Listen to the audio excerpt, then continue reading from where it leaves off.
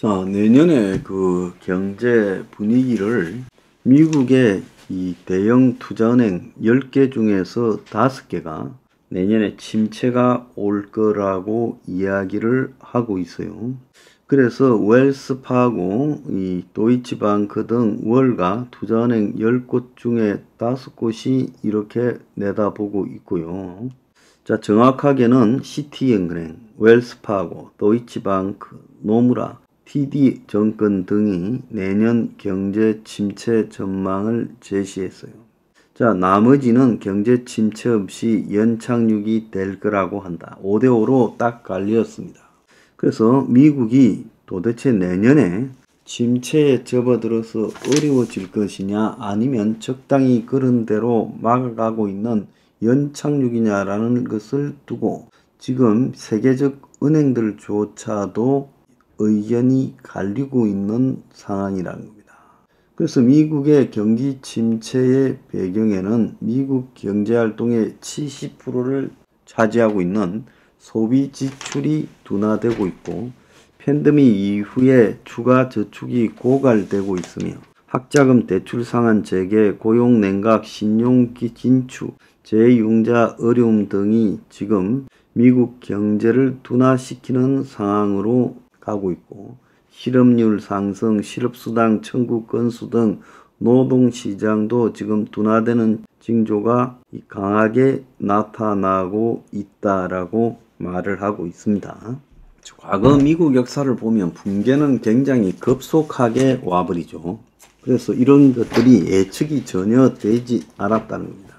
자, 1차 대전이 끝나고요. 미국 경제가 그야말로 1차 세계기간 동안 프랑스, 영국, 러시아에 대출을 해주고 그러면서 미국이 이제 세계 최정상의 지위에 올랐지요. 1920년대까지 미국 경제가요, 비약적으로 성장하면서 유럽의 돈을 빌려주는 자본국으로 성장을 했고 전쟁을 통해서 기술도 급격하게 발전을 했죠.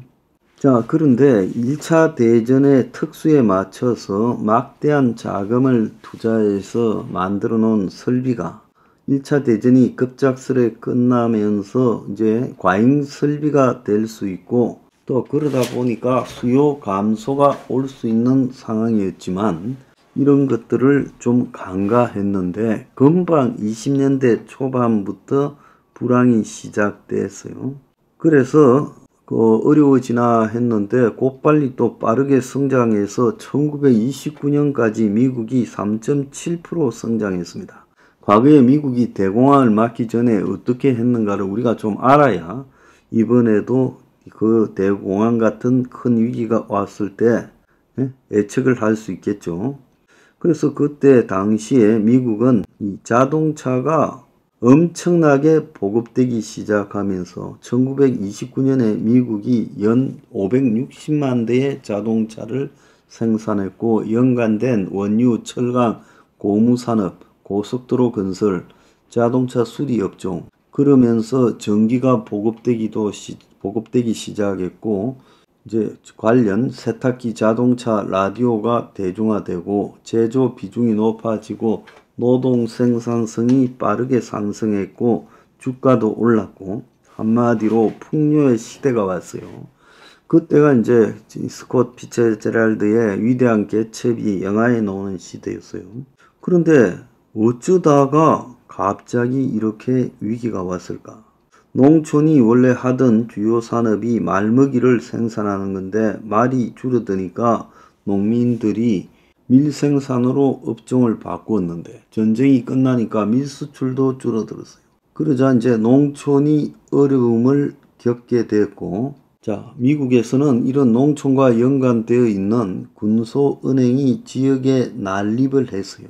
그래서 3,000개의 은행이 있었는데 그 중에 500개가 줄줄이 파산하는 도미노 현상이 농촌 경제가 무너지면서 발생했고 자, 그래서 농촌 경제가 무너지는 것을 산업화된 미국만을 상대하던 월가가 전혀 모르고 있었죠. 월가는 경제와 정시가 초호황이랐어요. 그리고 대중 소비도 늘어났고요. 그래서 미국의 이제 정권 투자 산업이 점점 발전했어요. 그래서 이 월가가 혼자서 상승하고 있었다는 겁니다. 온갖 투기 수법이, 온갖 주가 조작이 난무를 했고요. 그러다가 이 과열되던 월가가 29년부터 냉각되기 시작했어요. 경기의 냉각이 월가 냉각을 가져온 게 아니라 월가가 실물 경제와 따로 도박판처럼 움직이다가 이게 너무 과열되다 보니 정부가 좀 손을 대니까 냉각되기 시작했고, 자, 그러면서 이제 이 미국의 주가 하락이 견디지 못하고 붕괴되기 시작했어요. 자, 그러면서 월가 주식이 폭락하고 1929년 6월쯤에 가니까 이제 경제 공황으로 이제 경제까지 무너지고 농촌도 다 무너져 버리는 상황이 발생했고, 이후에 총 9,800개의 은행이 문을 닫았고, 그러면서 이제 미국의 총 생산이 반으로 줄었고 실업률이 25%가 됐고 순식간에 미국 경제가 붕괴되기 시작했다는 겁니다. 지금 주말에 보면요, 미국의 경제가 다 좋은데 힘들다. 자, 미국 경제가 조용한 공황이다라는 논쟁이 벌어지고 있습니다.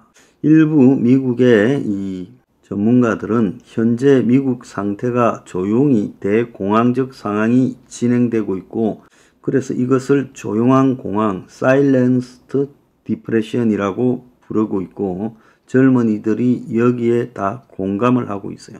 미국 정부는 경제가 좋댔는데 미국 국민은 59%가 침체라 했잖아요.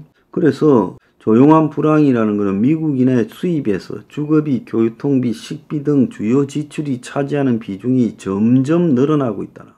한마디로 기본 먹고 사는 비용이 엄청나게 악화되고 있다. 미국의 SNS에는 재정 여건은 악화되고 옛날보다 더 많이 일해도 경제적으로 오히려 힘들어지고 있고 대공황 때만큼 어려워지고 있다라고 하는 거예요. 대공황 때는 실업률 25%, 지금은 3.7%인데 임금도 여전히 옛날만큼은 아니지만 전년 동월 대비 4%가 올라가는데, 문제는 이런 임금 상승 속도와 실업률에도 생활비 상승을 따라가지 못하고 생활이 점점 어려워지고 있다는 거예요. 그래서 미국의 주거, 교육, 의료비가 계속 상승하며 가정의 여유가 줄어들자 미국 소비자들이 재정적 어려움을 극복하기 위해 끊임없이 노력해야 되는 스트레스와 불안감으로 정신 건강에 위기가 생기고 있고, 미국의 가계의 신용카드 부채가 사상 처음으로 1조 달러, 1302조가 넘어서서 현금이 부족하다 보니 신용카드 의존도가 생겼다는 거예요. 즉, 연체율이 계속 상승하고 있다는 거예요. 그래서 미국에서는 지금 사고 나중에 결제하자라는 문화가 지금 확산 중이라는 겁니다. 그래서 신용카드 잔액이 점점 늘어나고 있다.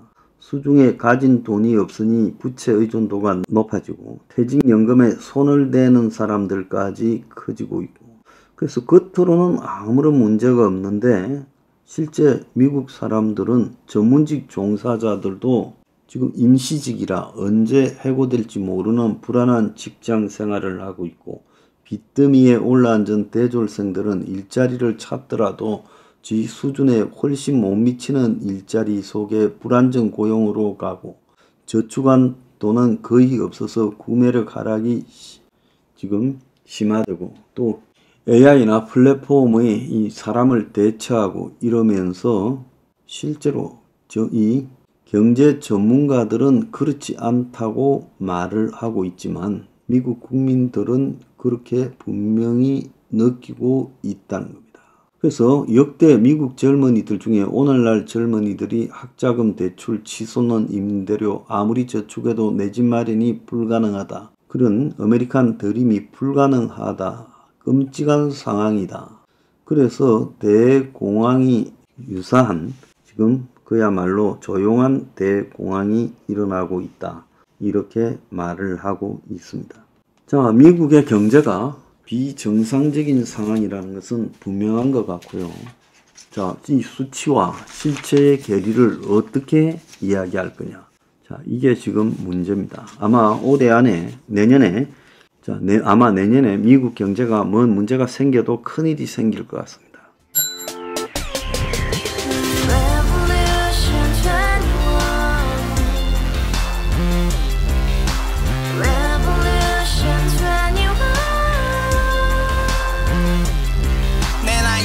월세 30 코인 빚만 300 서울에 온지 벌써 10년 아둥바둥 버텼지만 여전히 난 반지 하에 제왕 곰팡이 연문제약 내비랑 깡통망통 완전히 폭망 90원 창문만큼 작아진 내 꿈 연애 결혼 내 집 모든 게 헛꿈 1년 전 떠난 여친 울며 말했지 같이 써봤자 평생 가본 게 꼭꼭꼭라지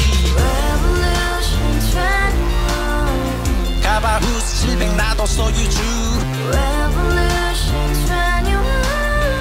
가바후스 700 나의 소유주 택시기사 우라부지 마트 캐셔 울어무니 우리 집안 다 털어봤자 후줄 그래 개선민 내 미래 거기서 팍 끝난 거지 팍 더 이상 노력 따윈 괴물이 스펙 찾아 말리 비오는 날 알바 잘려 맨날 학원 날 개쳐 발려 밤비 내리는 양화대교 홀로 걷고 있을 때 현수막에 아로 새겨진 평당 700짜리 아파트 다같이 소리 질러 혁명 21 가바후스 700 나도 소유주 가바후스 700 나의 소유주 Together in the house, brand new day, and your dream had just begun. Revolution 21, only hope and happiness. 너의 곁에 내가 영원히 지금까지 정치인들 입만 열면 찝찝찝 개소리 멍멍멍 쳤다 하면 뻥 잘난 부모 만나 잘난 학교